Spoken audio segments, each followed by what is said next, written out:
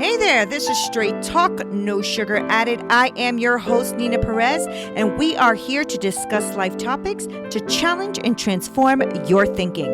Let's do this. So today I have somebody I am super excited to have, and if you don't know him, now you know.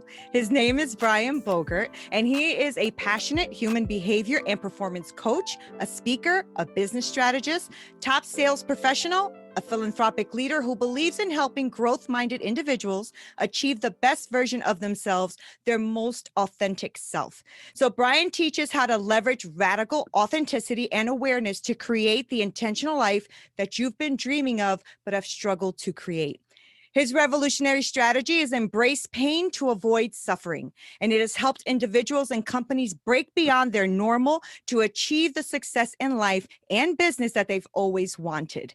So if you want to create a life that has no limits and gain freedom, Brian and his team will get you there. And I should know because I've been following the dude. So, Brian, I want to thank you very, very much for being with us here today. And for those of you who don't know you, which it must be very small population, but those of you who don't know you, if you don't mind just giving us a little bit about you and who you are. Yeah, so I want to start with a story, if that's okay. You'll get to know who I am through that story. First and foremost, I have to acknowledge I'm a husband and father. Those are my absolute most important roles. I have to say that before I jump into the story. And I'm going to ask everybody who's listening or watching to just close your eyes for 1 second. I'll ask you to reopen them. Unless you're driving, of course, please keep your eyes open. This is important for safety. But close your eyes for a second. So I want you to imagine going to a store, having a successful shopping trip, leaving, heading back to your car, thinking you're just going on with your day. And as you get close to your car, you turn your head and see a truck barreling 40 miles an hour right at you with no time to react. Go ahead and open your eyes. That's where this portion of my story begins. My mom, my brother, and I went to our local Walmart to get a 1-inch paintbrush. And as we were headed back to our car, I've always had an excitement, vigor for life. So it wasn't a surprise to her that I was the first one in the car. I wanted to get home and put that paintbrush to use. But this is back in the days before there was key fobs. So I had to wait for her to literally catch up, stick the key in the door, turn it so we could get on our way. As I was waiting there, a truck pulls up in front of the store.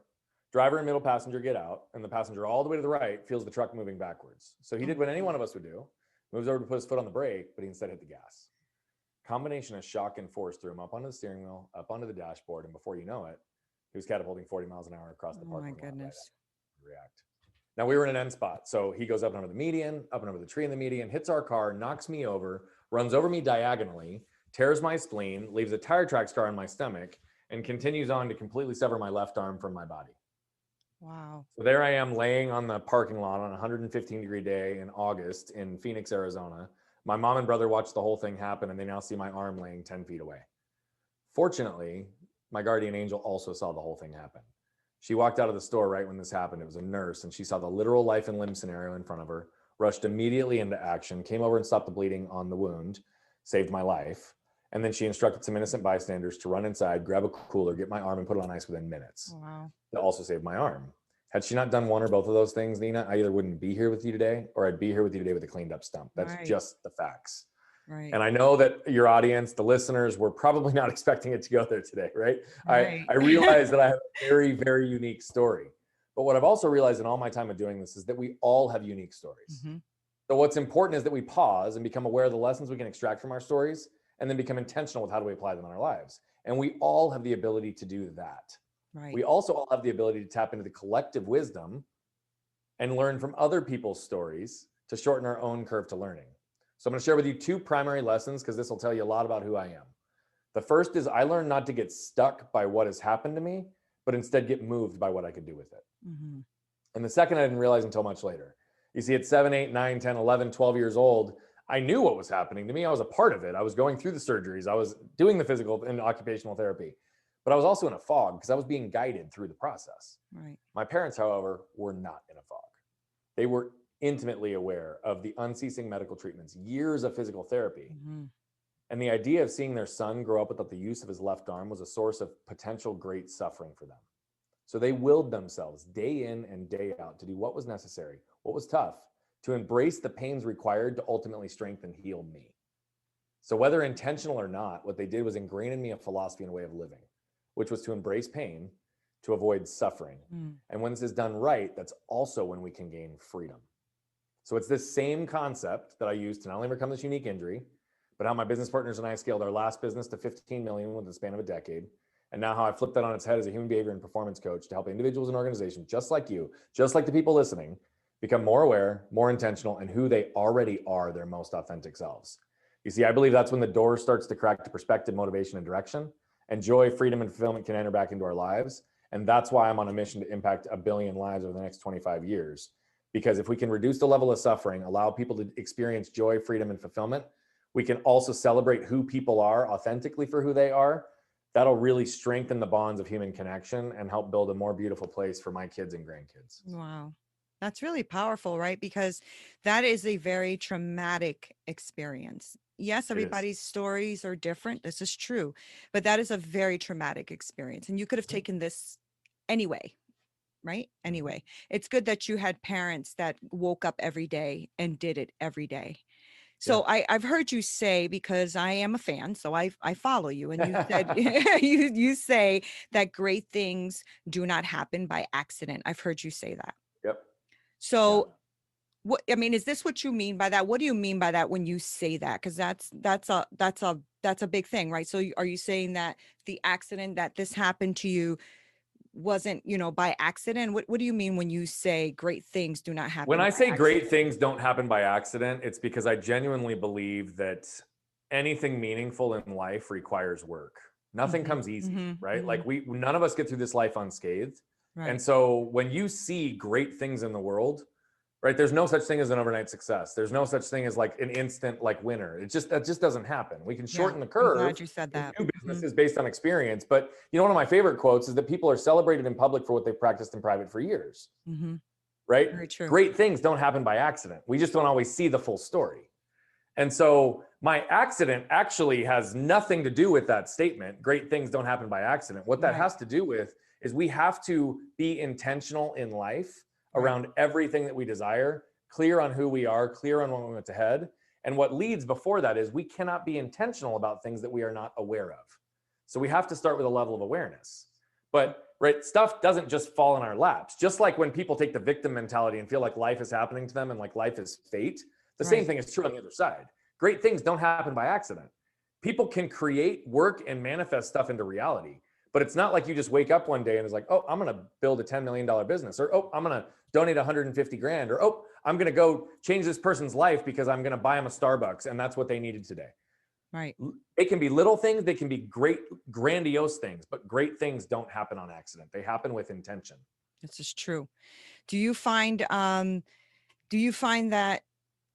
do you have a hard time getting people to see that? Like, I know that is your goal, that is your purpose, is to impact 1 billion lives, right?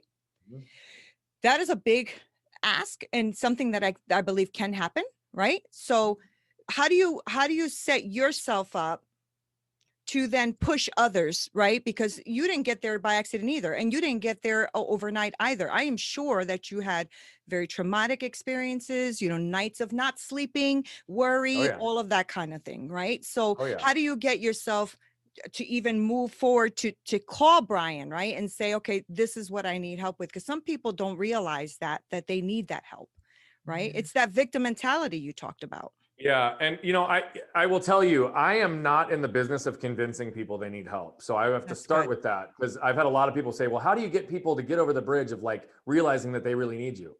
That's not what I'm in the business to do. Good. I'm in the business to help people who understand that they either don't know who they are, they're feeling stuck or stymied in their efforts to fill their potential. They aren't experiencing joy, freedom, and fulfillment, but they feel like they can, or it's right there. Right. What I like to say is that I work with giants and make them legends and help them grab things that they believe are just out of their grasp.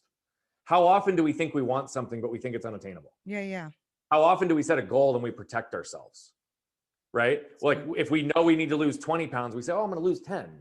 When we know we need to lose 20, well, if we default to our lowest common denominator on those things, right? If we say we're going to lose 10 and we lose 8, well, guess what? Not only did we fail on the original goal, but we came up a little bit short. But if we shoot for 20 and we hit 15, it's a success, because we've already surpassed what we thought we were going to be able to be capable of and protect ourselves. Right. So what I do is I help people see themselves more clearly. What I do is I help people understand their emotional triggers and behavioral patterns that have kept them stuck in that self-defeating path. The problem is that the world has conditioned so many people to think that there's a 7-step system to break you free and have success, right? We don't need any more 7-step systems. Just point blank, like we don't. But what we know for a fact is that so many people think that wherever they're at is a byproduct of the wrong strategy or tactics. I know a lot of people who have horrible strategy and tactics who have a crazy amount of success in the way they define it, not just the world. And they also experience joy, freedom, and fulfillment. But I also know people who are crazy successful from a financial standpoint who are miserable. Right. And they think if I just get here, if I just do this, if I just make this tweak, the strategy and tactics are going to get me there. No. What most people don't realize is it's not strategy and tactics. It's literally emotional triggers and behavioral patterns that keep you in that self-defeating place. So when I'm working with somebody who's like, oh, I don't feel like I'm where I want to be, right? It starts with a whole lot of questions to lead people on an intrinsic journey. It's not to say, hey, come do these 5 things that Brian thinks you need to do to be successful. It's about understanding that so many people on this planet have chased what the world has defined for success. Yes. And we chase the what house, what car, what amount of money, what spouse, what outcome, right? What job, what profession, what role, what industry. It doesn't matter. We chase the what because that's what the world has conditioned us from the time we were born to do. And what happens when we do that? We lose the who in the process. Which is not a surprise that so many people wake up and have a midlife crisis, whether it happens in 20s, 30s, 40s, or 50s. It's not about literal midlife, but it's like you have this realization all of a sudden that there's something more. Yeah. And when we can recalibrate to the who, then the what becomes a manifestation of the who. And you start moving faster with less effort. And you don't have to literally jam a square peg into a round hole. Because when you're in alignment with who you are, your life will become self-regulating and you can live beyond the limits that you or the world has placed upon yourself. So that's what I want people to hear. Don't find somebody to be your savior. Don't find somebody to be your hero. Find somebody that if you need the help, who can guide you so you can be your own hero and your own savior. That's so good. That's so good. But see, you're good. But that's good. And you also have something that you have on your website, which is the No Limits course, right? So is that where you take people through trying to find their authentic self through that course? Is that how that works? It's one of the ways. I do one-to-one coaching as well. Oh, you do? Okay. So I do work with typically high-level executives, people who've earned multiple 6 figures, 7 figures. I don't have an income requirement. I'm giving the profile of what I typically work with. There are individuals that don't fit that profile, but I'll typically work with those individuals. And then we have a self-led course. We also have a group course that guides people through this. So some people feel like they can do it on their own with the right questions and prompts. Awesome. Empower them to do it. Others want a little bit of accountability and coaching built in. That's why we have the group coach platform, because they also have a pod that they're automatically engaged with to help challenge and push them. Others want to go really deep, right? So the one-to-one work that we do is where we end up going a lot deeper. It's all based on the same philosophies, because it's not, again, you do this and you'll be successful. Everything that has been built around this criteria is leading people on an intrinsic journey and asking them the questions to gain clarity on these things, as well as starting to build intentional structure. After we begin with the end in mind, we can understand who we want to be, who we need to be, strategies and objectives and imperatives that we can move forward on. We can understand our 3 to 5 year vision, break it down into an annual theme and prioritize, break it down into a quarterly emphasis, and personally, professionally, and in service to others, where and how do we move these things forward on a granular perspective, all the way down to the daily disciplines that are required. You know, it's not an activity log, but our actions demonstrate who we are to the world. And so the very beginning part of everything we do is helping people get clarity on who they are. And then we reverse engineer their life based on who they are and where they want to go, in a way that we understand what are the pains that they can embrace on a regular and consistent basis. What are the things and activities that they can control that are going to help them from where they are today to where they want to be. And again, it's not Brian says do this. There are strategy and tactics that get layered in, but the majority of it is helping people understand and see themselves more clearly than they ever have, so they can feel the push and the permission to go chase what they really want. Right. So how does Brian take care of himself? Because that's a lot of energy, right? I mean, that is a lot of energy. You know, one-on-one coaching, you have the group thing, you have like a lot of things going on, right? So as a behavior and performance coach, and you're a speaker and you're a strategist and you do a lot of things. So how do you take care of yourself? How do you do that? So I do it on a regular and consistent basis daily. And then I have other moments where I have breaks. So I'll break it down for you quickly.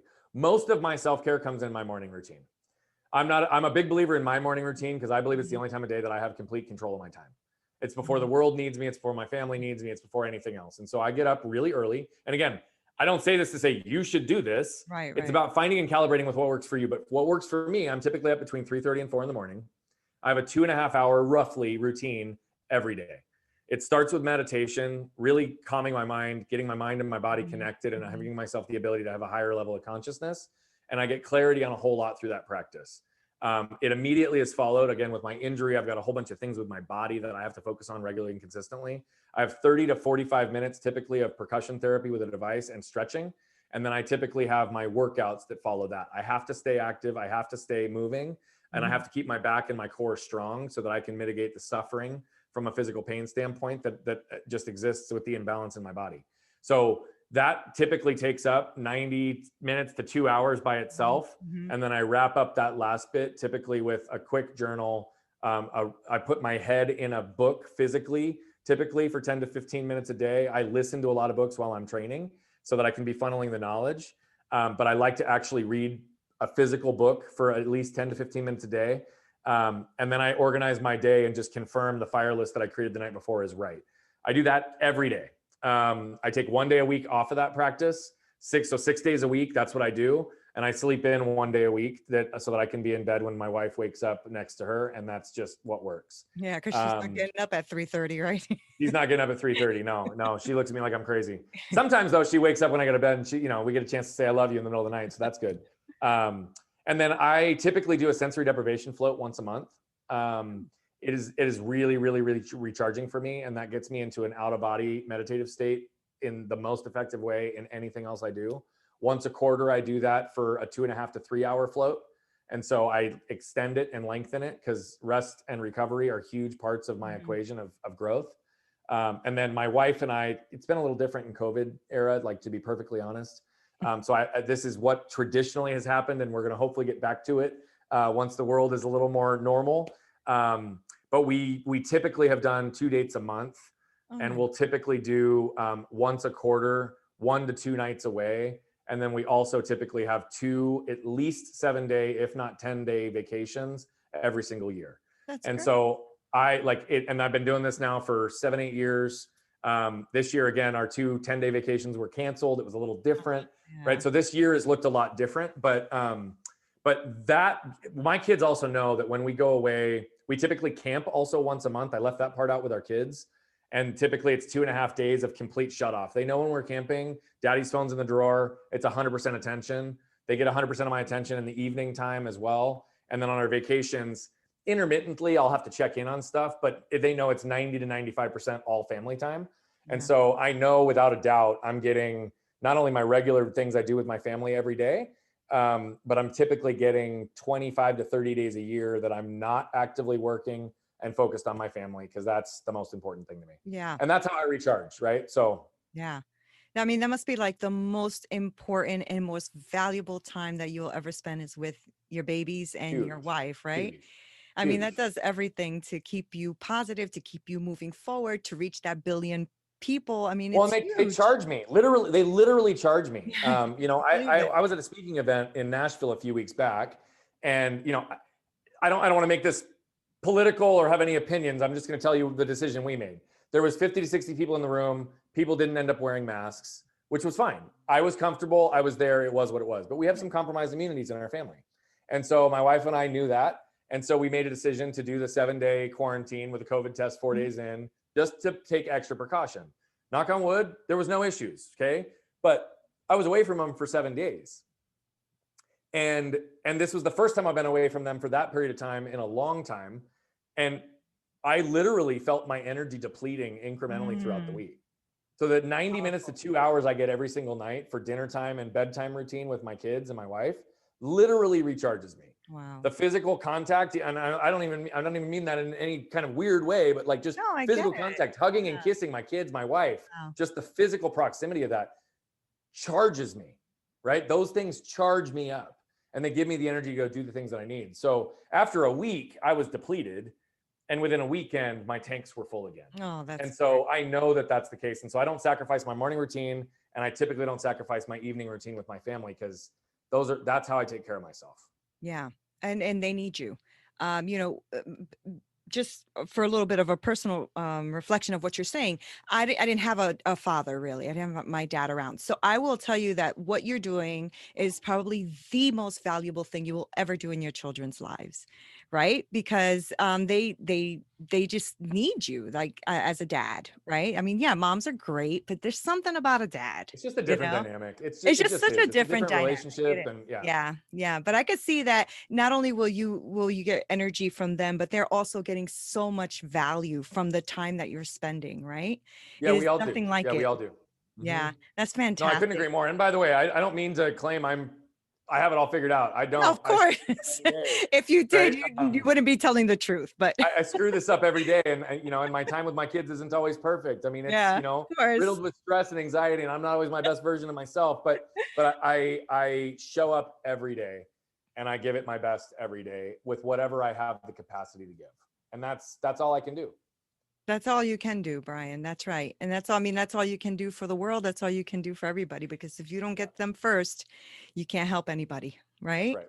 That's That's right. fantastic. I'm really glad that you took the time to be here with me. I know that you have a super busy schedule, so I am very, very excited, and I'm grateful to you. I'm grateful to you. I'm grateful to all the knowledge that you drop out there. Seriously, yes, I do watch your videos.